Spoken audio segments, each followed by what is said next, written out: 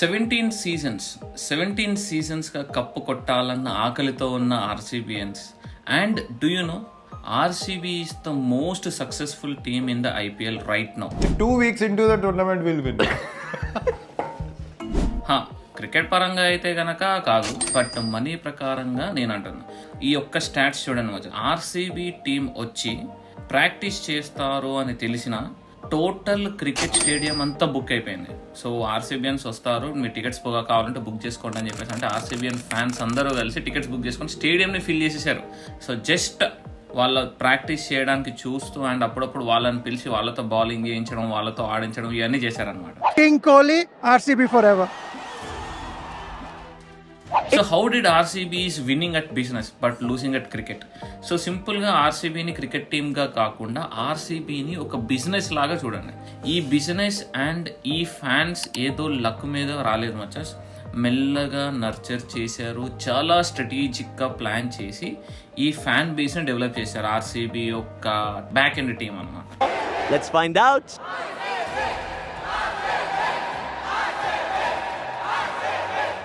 RCB అనేది ఒక life style brand and ఈ బ్రాండ్ని ప్రమోట్ చేయడానికి డైరెక్ట్గా కింగ్ కోహ్లీనే ఉన్నాడు. అతనితో పాటు ఏబీ డివిలియర్స్, అతనితో పాటు క్రిస్ గెయిల్, వీళ్ళందరూ ఉంటే ఇంకేంది, లైఫ్ కంటే ఒక జీవితం కంటే పెద్ద బ్రాండ్ అయిపోతుంది. That's why RCB has become larger than life. దీనికన్నా ముందు we need to understand how IPL teams make money. There are 5 ways in which people makes money. ఏంటిదంటే, ఒకటి టికెటింగ్, ఇంకొకటి స్పాన్సర్షిప్స్, ఇంకొకటి ప్రైస్ మనీ, ఇంకొకటి మీడియా రేట్స్, ఇంకొకటి brand value. ఈ 5 sources of ఇన్కమ్లో టికెటింగ్ వల్ల ఇన్కమ్ చాలా వస్తుంది, బట్ లాంగ్ టర్మ్లో చూసుకుంటే యూ కెనాట్ ఎర్న్ మచ్. ఎందుకంటే స్టేడియంస్ని పెద్దగా చేయలేము అండ్ టికెట్ ప్రైస్ కూడా ఒక పాయింట్ కంటే ఎక్కువ పెంచలేము. Okay right. స్పాన్సర్షిప్ కూడా అంతే, వాళ్ళ యొక్క ఇన్వెంటరీ ప్రకారంగా అండ్ బిజినెస్ డీల్స్ వల్ల టీం యొక్క ఇన్కమ్ వస్తుంది, కానీ అంతకుమించి ఇంకా పెరగదు. ప్రైజ్ మనీ సంగతి తెలిసిందే, 45 కోట్లు వస్తుంది. కాకపోతే IPLలో మన RCB 17 సీజన్స్ నుంచి గెలవలేదు, సో దాన్ని పక్కన పెట్టేద్దాం. మిగిలినవి rights and brand value. So media rights and brand వాల్యూకి మాత్రమే ఇన్ఫైనైట్ పొటెన్షియల్ ఉంది.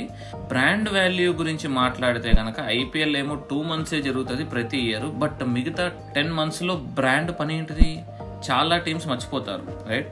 గుర్తు కూడా ఉండదు. సో RCB ఈ టైంలో కూడా ఖాళీగా ఉండకుండా ఏం చెయ్యొచ్చు మనం అని ఆలోచించారు. అప్పుడు దే డిసైడెడ్ జస్ట్ ఒక క్రికెట్ టీమ్ లాగే ఉంటే గనక ఓన్లీ సంవత్సరానికి 2 నెలలే మనం గుర్తుపెట్టుకుంటారు.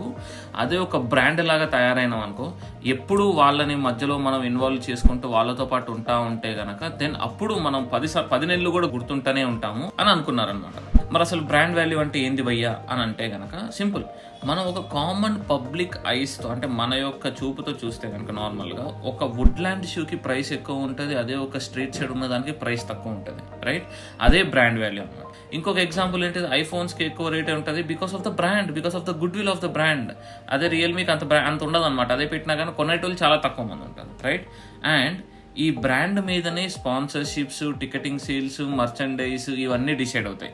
SRH వర్సెస్ పంజాబ్ మ్యాచ్కి ఉన్న టికెట్ ప్రైస్ 500 రూపాయలు ఉంటే అదే SRH వర్సెస్ RCBకి ఉన్న టికెట్ ప్రైస్ 2000 పైన ఉంటుంది అనమాట. So this is what brand is, this is what RCB is succeeding at.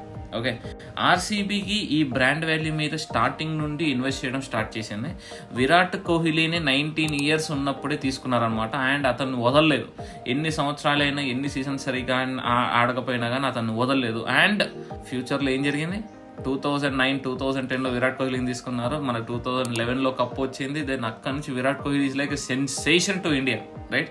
ఆ సెన్సేషన్నే మనోడు RCBకి తీసుకెళ్ళాడు అండ్ RCBని కూడా ఈ విధంగా పెద్ద బ్రాండ్ని తీసుకెళ్ళాడు, వచ్చేసాడు.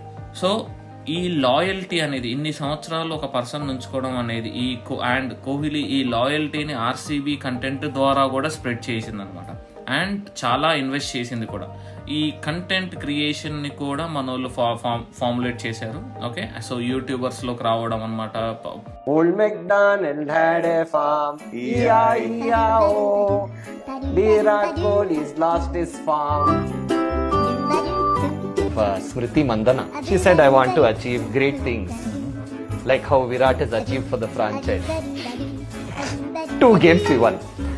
So she's in the right direction, I'm thinking. So Smriti, do you think we should make your jersey number 100 this year? I'm asking, what do you think about that as an idea? You don't like 18? 18 is lovely, but last time your average was 18. కొంతమంది content creators ని పిలుచుకొచ్చి కోహ్లీని director roast చేయడం. So Virat, do you like pets? I love pets. What pets do you have? We don't have any of them because we don't have time to take care of them. No, but recently on TV, everybody saw you got 2 ducks. Actually realize what it feels to be like you. Absolutely helpless. మిగతా పీపుల్ని కూడా roast చేయించడం and వీళ్ళు వాళ్ళతో interaction జరగడం, ఈ విధంగా videos చేసి అండ్ ఆ వీడియోస్ని ప్రమోట్ చేయడం కూడా.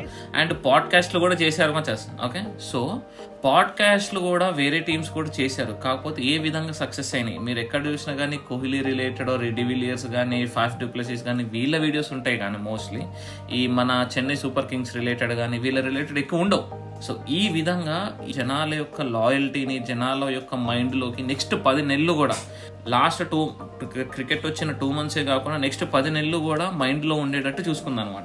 సో ఈ పల్స్ని పట్టిన ఆర్సీబీ వాళ్ళకి తెలుసు అండ్ పీపుల్ ఎక్కువగా ఏ ప్లేస్లో ఉంటారు అనేది, అండ్ అందుకే సోషల్ మీడియాను కూడా యూజ్ చేసుకొని కొలాబ్స్ చేస్తూ వాళ్ళ ఆడియన్స్ మైండ్లో ఎప్పుడు ఉండేలాగా చూసుకున్నారనమాట. సో నా ఇప్పటిదాకా ఆర్సీబీయన్స్ వీడియో పాడ్కాస్ట్లు ఇవన్నీ చేశారు, వీడియోస్ అన్ని చేసి ఆన్లైన్ ప్రకారంగా ఇంటరాక్ట్ అయ్యారు. బట్ ఆఫ్లైన్ ప్రకారంగా ఏంటిది మరి, అందులో కూడా ఇన్వెస్ట్ చేశారు మచాస్. Like bars, pubs. ఒకసారి థింక్ చేయండి, మీరు ఒక ప్లేస్కి వెళ్ళారు క్రికెట్ మ్యాచ్ చూడడానికి, అక్కడ మొత్తం ఆర్సీబీ ఫ్యాన్స్, ఆర్సీబీ డ్రెస్సులు, ఆర్సీబీ డ్రింకులు అండ్ అందరూ ఆర్సీబీ ఆర్సీబీ అని అంటుంటే ఆ ఫీల్ ఎలా ఉంటుంది మచాస్? ఎగ్జాక్ట్లీ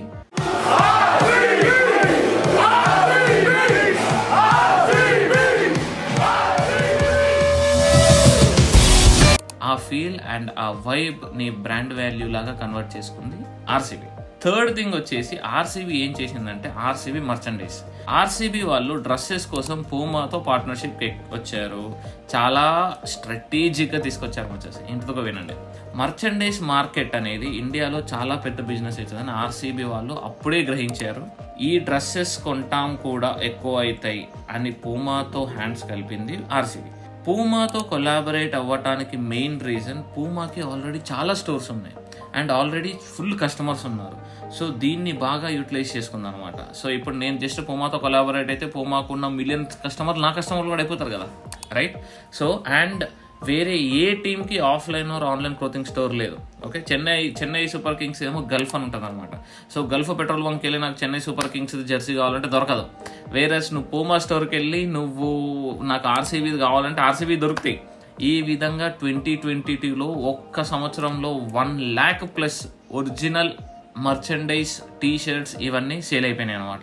ఆ విధంగా ఆర్సీబీ వాళ్ళు కూడా సక్సెస్ అవుతున్నారు. ఆర్సీబీ యొక్క ఫిట్నెస్ యాప్ కూడా లాంచ్ చేసింది, హసిల్ బై ఆర్సీబీ అని. And cocktail mixes, plant based meals, also మెటావర్స్లో ఎక్స్పీరియన్సెస్ కూడా లాంచ్ చేయడానికి ప్లాన్ చేస్తాను. ఇలా ఇయర్ రౌండ్ ఏదో విధంగా ఫ్యాన్స్తో ఇంటరాక్ట్ అవుతూ వాళ్ళ పల్స్ను తెలుసుకొని వాళ్ళ మైండ్లోంచి పోకుండా they are staying relevant for the whole year. And ఈ బ్రాండ్ వాల్యూ అండ్ లాయల్టీ వల్ల ఆర్సీబీ యొక్క మేజర్ ఇన్కమ్ టికెటింగ్ కూడా చాలా ఇంక్రీజ్ అయింది అనమాట. సో సీ దిస్ చార్ట్ వచ్చేసి ఆర్సీబీ ఉన్న మ్యాచ్కి ఎంత టికెట్ ఉందో 30,000 రూపాయల దాకా కూడా టికెట్ ప్రైస్ వెళ్ళింది. ఏ ఒక్క టీంకి కూడా ఇంత హై లెవెల్లో టికెట్ ప్రైస్ లేదనమాట. This is what compounded brand value brings you. Just నేను వెంకట్ సాయి అనేటోడు జస్ట్ యూట్యూబ్ వీడియోస్ చేస్తాడు అనే బ్రాండే కాకుండా, వెంకట్ గాడు యూట్యూబ్ చేస్తాడు, వెంకట్ గాడు సాఫ్ట్వేర్ ఇంజనీరు, వెంకట్ గాడు లింక్డ్ఇన్లో ఉన్నాడు, వెంకట్ గాడు ఇన్స్టాలో రీల్స్ చేస్తాడు, ఫేస్బుక్లో టెలిగ్రామ్ రిలేటెడ్ డీల్స్ పెడతాడు. ఇవన్నీ కాంపౌండ్ చేస్తే the compounded brand value of any team will increase. ఇదే విధంగా ఆర్సీబీ కూడా చేసిందనమాట. ఒక రోబస్ట్ బ్రాండ్ వాల్యూని బిల్డ్ చేసి లాయల్టీని ఇంక్రీజ్ చేస్తూ ఫ్యాన్స్తో ఇంటరాక్ట్ అవుతూ ఇయర్ రౌండ్ ఆర్సీబీకి టైటిల్ రాకపోయినా వచ్చిన ఆర్సీబీ బ్రాండ్ మాత్రం టచ్ చేసే టీం ఇప్పటిదాకా ఇంకా పుట్టలేదు, ఇంకా రాలేదు. అయితే గీతే సరచి టచ్ చేయొచ్చు, not sure. So this is how RCB is winning at IPL మచస్. సో మీరు ఏ టీమ్కి fan please to mention in the comment section. And మీ లొకాలిటీ కూడా మెన్షన్ చేయండి, దాన్ని బట్టి అర్థమవుతుంది అనమాట. ఇఫ్ యూఆర్ కర్ణాటక అండ్ బెంగళూరుని సపోర్ట్ చేయడం చాలా పద్ధతిగా ఉంటుంది. ఇఫ్ యూఆర్ చెన్నై, మీరు చెన్నై సూపర్ కింగ్స్కి సపోర్ట్ చేయడం చాలా మంచిగా ఉంటుంది. హైదరాబాద్ అయితే కనుక SRH అనుకోవచ్చు. సో ఆ విధంగా I'm asking. So please to mention on the comment section మచస్. So that's it for today guys. Thank you all. టాటా, బై బై, సీ యూ.